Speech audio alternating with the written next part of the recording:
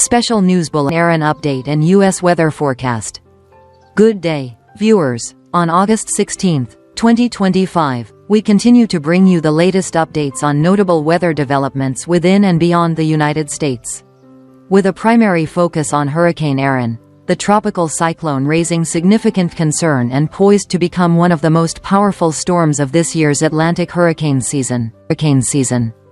Opening remarks. First, we would like to extend our gratitude to the community for providing accurate, objective information, enabling us to deliver continuously updated data to our audience. Erin is now approaching a phase of rapid intensification and is forecast to expand its wind field to more than 300 miles in diameter as soon as tomorrow. Hourly monitoring is essential, as this system is not only expected to impact marine areas but could also generate widespread rain bands reaching northeastern Mexico and southern Texas as a tropical depression or strong tropical wave.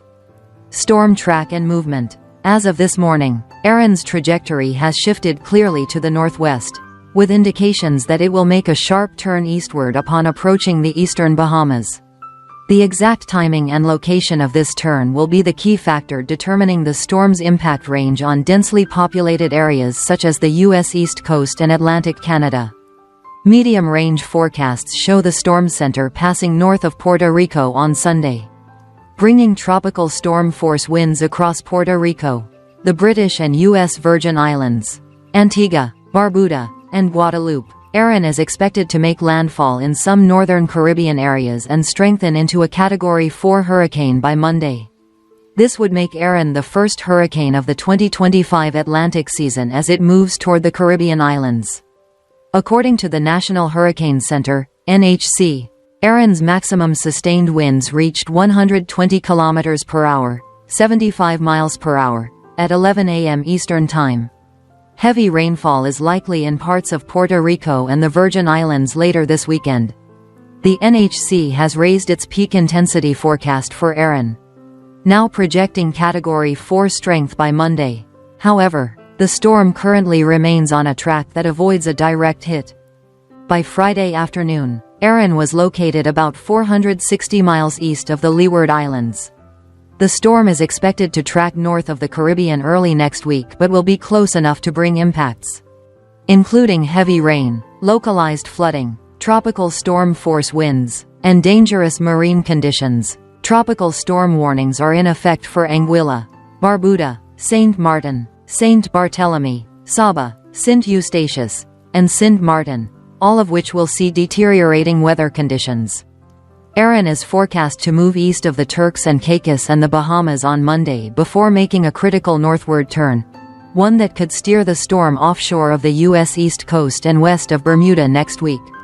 However, large swells and dangerous rip currents are likely along the east coast. Erin could pass near or south of Newfoundland and Labrador late next week. Regional overview. Northern Leeward Islands, Puerto Rico and Hispaniola. These areas will see showers, thunderstorms, and strong winds throughout the weekend, with rainfall totals between 2 to 4 inches, 5 to 10 centimeters, and localized amounts up to 6 inches, 15 centimeters.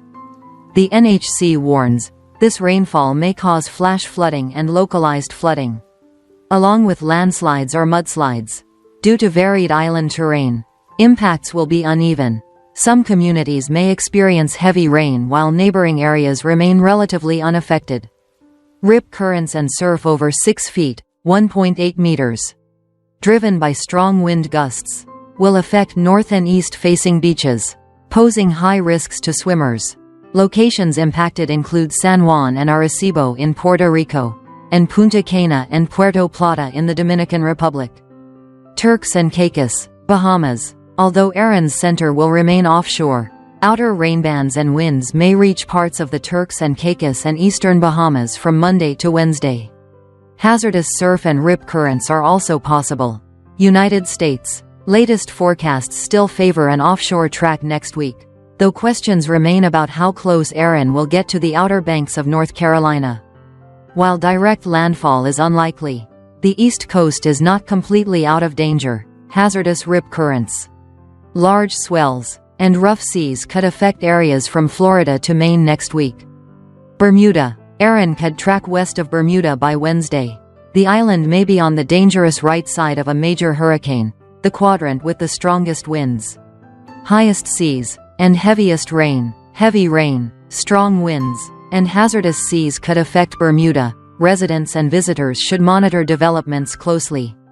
Erin's strength outlook. The combination of warm ocean waters, high moisture, and light wind shear will allow Erin to strengthen in the coming days.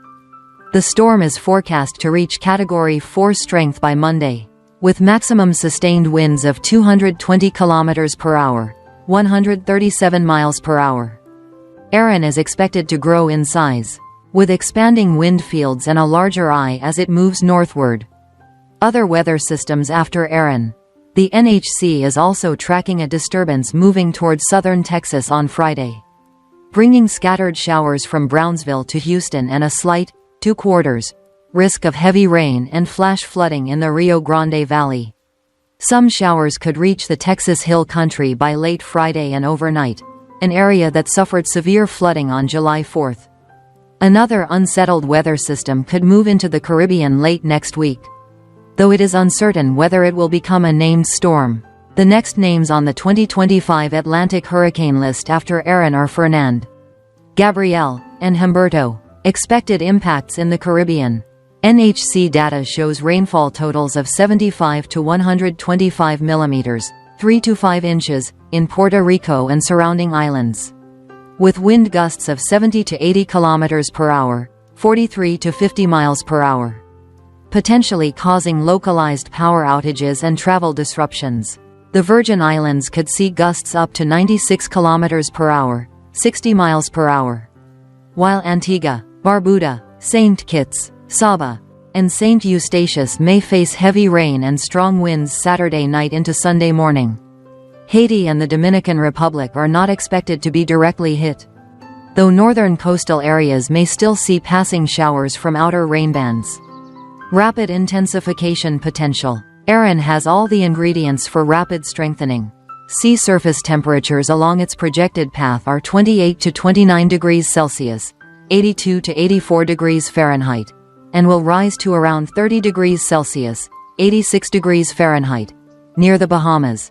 High surrounding humidity will limit dry air intrusion, and upper-level wind shear remains low, supporting deep convection. The NHC forecasts Erin to reach Category 3 strength, 125 miles per hour, approximately 200 kilometers per hour, by late weekend, with some models, ECMWF and HWRF, suggesting Category 4, winds above 130 miles per hour, approximately 210 kilometers per hour, is possible.